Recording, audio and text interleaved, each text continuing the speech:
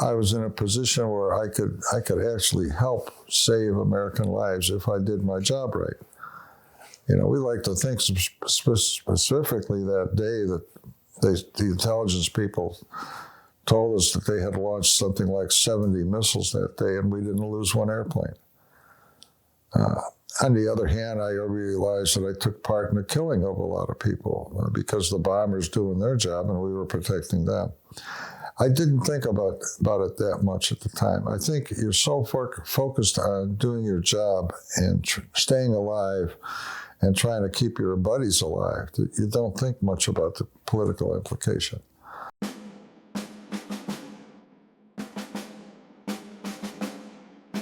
I became interested in the aviation side of the Marine Corps. For one thing, the advanced training and all that sort of thing. And my eyes were not good enough to be a pilot. So I became a naval flight officer, which essentially was a bombardier navigator in the EA-6 or a radar intercept officer in the F-4, the fighter. And in the fall of 1967, I was deployed to Vietnam. By then, I had been promoted to captain, and I served for 13 months in Vietnam with VMCJ, which is the acronym for Marine Composite Reconnaissance Squadron 1. I flew exclusively the F-10 and the EA-6A there. We had such a shortage of electronic warfare officers, they didn't want me flying the photo missions at all. We had plenty of folks qualified in that. I think when I was there were only about 10 or 12 of us that were electronic warfare officers. Okay. When I flew there for the first 6 or 7 months I was in Vietnam, I had something like about 180, I think it was 187 combat missions.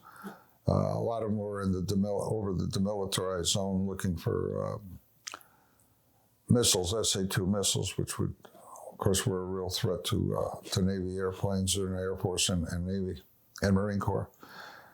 And I flew probably, I don't know, 30, 40, 50 missions over North Vietnam in support of the naval strikes over Hanoi and Half Hong Harbor and that. We lost probably 6 or 7 airplanes during my tour there, along with the crews. And that's probably the most traumatic part of my tour there, was the loss of friends. I lost a couple of housemates, guys that lived in the same hut with me. Some of them never came back. Some of them we knew were shot down. We did have one guy get shot up pretty bad, and he was rescued though. It was a funny story. His name was Danny. Kind of use his name as Danny Richards, and he was a backseat guy in the RF-4B, and he was terrified of drowning because the boots were so heavy.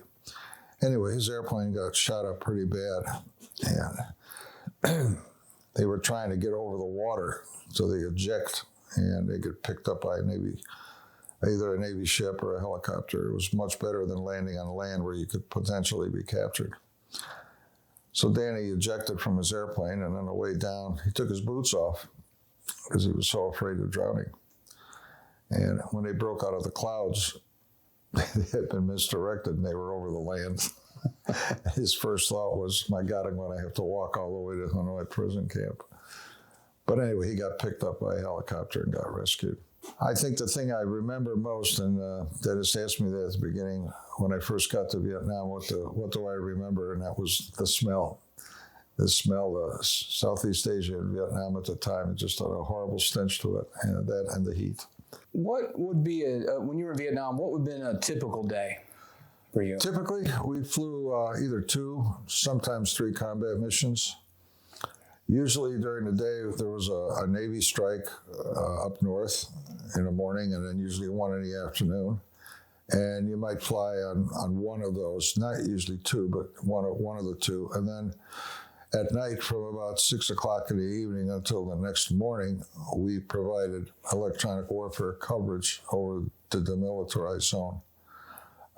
That was mostly in support of the Marines, because they operated in the northern part of South Vietnam, what was called I Corps. And we were conducting strikes at night, and there was always a threat of the surface-to-air missiles that they had, the SA-2, and anti-aircraft fire. and we were there to suppress that kind of activity. My main job as the electronic warfare officer was to detect if there was a missile-type radar, which was called the FANSOG, if that was up and looking for a target, and we could determine electronically when they were locked onto a target. If that was the case, we would warn the other aircraft that there was, a missile radar up, and we could tell when they locked onto a target. And when that happened, we'd start jamming them to disrupt their picture that they would get on the scope. And it was essentially the same thing on the in support of the Navy strikes over North Vietnam. Sometimes we would have 50, 60, 70 Navy aircraft on a strike up north. And usually we had 2 airplanes on station for that. Usually one of the older models, the EF-10 and an EA-6A. And we would split the responsibilities between those 2 airplanes. One of them would be responsible for jamming the anti-aircraft fire, which was a threat to the airplanes at low altitude. And the other airplane would be responsible for detecting and jamming the surface-to-air missiles, the SA-2s. I remember one day we were on a mission and we counted something like 70 surface-to-air missiles that the North Vietnamese fired, and we didn't lose one airplane. So at least we could come to the conclusion that we successfully disrupted them by electronically jamming their signal, and they wound up not shooting down one airplane. So you usually flew twice a day, sometimes 3, but that was unusual. Usually twice a day, once in the morning or afternoon, and then one of the night DMZ missions, which were about 2.5 hours in length. On the other hand, if you're relieved and come up at night to relieve you, you might stay up there for two cycles, which would be a 5-hour flight, which you could do with the EA-6A because you could refuel that in the air, but you couldn't with the F-10. You'd have to bring that back. I think, if I remember right, we lost three of the EF-10Bs, and I think we lost 2 of the photo planes in the time I was out there. Well, when you say jamming, what goes into jamming a radar signal? How does that work? Well, you know how radar works. There's a pulse of electronic energy that's emitted. It bounces off the target and then returns. And what you do when you jam it is you send out what they call white noise, which is just a lot of electronic disruption to the signal. And on the enemy's radar scope, instead of seeing a dark scope with a bright spot that's the target, if you're jamming successfully, that scope will pretty much turn all that same color as the target. And he won't be able to distinguish the target from the noise from the background. You're essentially putting a lot of energy into his receiving antenna, and you can't distinguish the targets. If you're really good and you're putting out a whole lot of energy, you'll override their system and the whole screen will go blank on them. Once we got a little bit too close, we used to, when we flew our missions, we were intentionally staying about 20 miles off the coast. Because we had such a shortage of electronic warfare airplanes, we didn't want to lose any, particularly to a surface-to-air missile. So we pretty much stayed off the coast by about 20 miles. And I was with one pilot who thought we would be more effective jamming by getting in closer, which is actually not true. You can get in so close that their signal is so strong that they can still pick you up. But anyway, one day on a mission, I looked out and I could see the anti-aircraft puffs of instant cloud around you, and we knew we were way close to the shore. We were actually getting shot at by anti-aircraft, not just missiles. I think on one occasion we were jumped by a North Vietnamese MiG, and I could pick up his radar and on my scope, and I knew there was a fighter out there, and we pretty much were sure he was on our tail because we had a system where you could tell the direction of where the signal was, and he was coming from our rear. And I told the pilot, what was going on, and he did a maneuver called a split air, where the airplane turns over and then just dives, and we wound up losing him. So we got him off our tail. So those were the only two times I felt I was really in danger from enemy fire. It was from the AAA that one time and from the fighter. I never saw a missile fired at us. Other airplanes in our squadron did. And it was usually because of navigation, they got in the wrong place at the wrong time. Intelligence-wise, we knew pretty much where the surface-to-air missiles were sighted, and we would try to avoid those places as best as possible. Probably the most dangerous missions were the ones we flew, what they call the Western Track, where we came in west of Vietnam and came up through Laos and Cambodia. At one time, we were trying to destroy the Hanoi radio station. And that was a combined effort to attack intruders. They're the ones that dropped the bombs. We always had an escort of F-4 fighters with us, and usually an electronic warfare airplane with them to protect them on the way up from the surface-to-air missile sites, because there were a lot of them once you went inland into North Vietnam. Did you have a favorite aircraft that you flew in? Oh, yeah, EA-6A. Really? Okay. Yeah, I liked the EA-6A because the job was challenging. It was exactly opposite of the RF-4B. The RF-4B was a photo reconnaissance that had forward-looking cameras and side-looking cameras and infrared cameras. And the pilot really had the hard part in that airplane. He was responsible for lining up the aircraft, making sure we were at the correct altitude for the focal length of the cameras and that sort of thing. The guy in the back seat really just turned equipment on and off and did checks and made sure the system was working right. The only time that the F-4 was challenging, the RF-4 was challenging, is if you were flying off the radar. The guy in the back seat had access to a ground radar where you could fly a couple of 100 feet off the ground to get below, radar detection. And I flew one mission in that airplane where it was done strictly off the radar. Then it was challenging because the pilot would follow my directions because I could pick up landmarks on the radar, tell him when to turn left, right, and whatever heading he needed to get to the next spot. But the EA-6A was actually the opposite. The pilot was just a driver. He would get the airplane in the right position where we could most effectively jam and disrupt the enemy's radar signals. And the guy in the right seat, the electronic warfare officer, was the one that... And we were trained to detect radar signals, both visually off the scopes as well as your ears. Every radar has a distinct search pattern to it. And it also goes into a very distinct mode when it locks onto you or is following strictly you, getting ready to shoot at you or fire at you. So we were trained that way, and it was much more challenging. And believe it or not, I enjoyed flying the old antiquated F-10. It was so old it didn't even have ejection seats in it. Wow. You actually slid out in a chute between the pilot and the guy in the right seat, and you exited the airplane from the bottom, which of course means on takeoff and landing there was no way you could escape from that airplane. So it was kind of a more deadly airplane, if you will, than the EA-6A. But I like the EA-6A because of the capability. Flying off a carrier, landing and taking off, it takes a lot of coordination between the pilot and the guy in the right seat.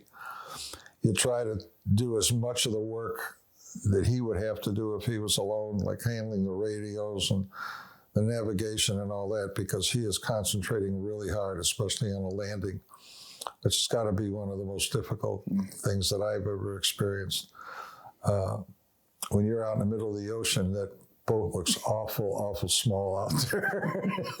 And especially at night, because there's very little lighting and all you can see are what you would call the runway lights on the ship and the Fresnel lens, that's the landing system where you see if the airplane's too high or too low or too fast or whatever. So landing aboard a carrier at night, especially when we did it with radio silence, was a real challenge. I think probably the oddest time for flying off a carrier is when we forgot to put the hook down. We got disrupted in our checklist. They had changed the time we were supposed to approach. And when the Navy does this, they're landing sometimes 20, 30 airplanes, within a set period of time, and they land about every 45 seconds. They take an airplane aboard, and they changed our time, and we were in the middle of the checklist, and we forgot to put the hook down. And my pilot still to this day would say that's the best approach he ever made, but as soon as we hit the deck and we didn't grab the wire, and I don't know if most people know this, but when the airplane touches down in a carrier, the pilot goes to full power immediately in case he misses the hook, because it takes a jet engine a couple of seconds to get back up to speed where you get the thrust and the power you need. So as soon as you touch down, you go to full power in the airplane, and even if you catch the wire, that's fine.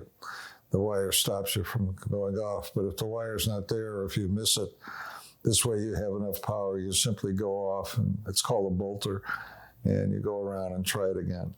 Was there, while you're flying over enemy territory, was it ever in the back of your mind that we could get shot down and I could spend the rest of the war as a POW? Did that ever creep in there, or you just kind of blocked it out and do your job? You block it out and you do a job, but it's there. Yeah. Most of us, we carried pistols, and there are a lot of us who felt, if I ever got shot down like that and I look like I'm in a position I'm going to be captured, they'd use the pistol on themselves. A lot of guys felt that way. Yeah. I avoided it by just not thinking about it. I realized we could get shot down, but I figured my odds were better as long as I had a way of being picked up. And I saw a number of guys picked up, not just in my squadron, but other squadrons. This is where the Air Force and the Jolly Green Giants, they were very well respected overseas. Those guys would come in and pull you out. I remember one night, a bunch of us were at the officers' club, and I was done flying for the day, so I was at the officers' club having a few drinks, and they came in and they were looking for an emergency crew to take off. We had a squadron commander, a lieutenant colonel, that was shot down. We knew he was alive. He was in a river, kind of like the old Indian trick, hiding on the reeds, and they were looking for him. And we wanted to keep him alive and safe until the Jolly Green Giants could come in and pull him out. And they picked two guys that we were sober acting as most, or better than most. And they grabbed me and one other guy, and they launched us out on a mission to get this guy. It was an uneventful mission. We just stood up there, again, in support of the airplanes trying to go in and keep this guy safe. We never detected any missile or anti-aircraft activity that night, but I came back from the mission, and the guy, they kept him safe all night, and they picked him up the next morning. But that's one of the few times that I flew in the airplane where I had a couple drinks, but we couldn't avoid it. Yeah. I hope we don't get anybody in trouble with that. I think afterwards, as I got older and I started thinking about the seriousness of war, and sometimes civilian people think that the military is very hawk-like and likes war. And the exact opposite is true. I think the people who've been through that kind of thing, who've seen the waste and destruction and the suffering, if you will, of everybody involved, it should be something as a last resort. And it should be, if you have to do it quickly and get it over with. I think this business of this graded response that we had, where the war just perpetuated itself. There's a lot of things we could have done to end it quicker, maybe, but we didn't. It dragged out for year after year after year with no end in sight. So when the Gulf War occurred and they did it the way they did it with overwhelming force, and they got it done and over with, I think that's the way to do it. What do you want a family member that might watch this interview sometime in the future? What do you want them to know about your service? I did what I thought was right, what needed to be done at the time, and I was willing to put my life on the line for it. But again, that was my job. That's what I did. I wanted to become a Marine, and this was part of the deal.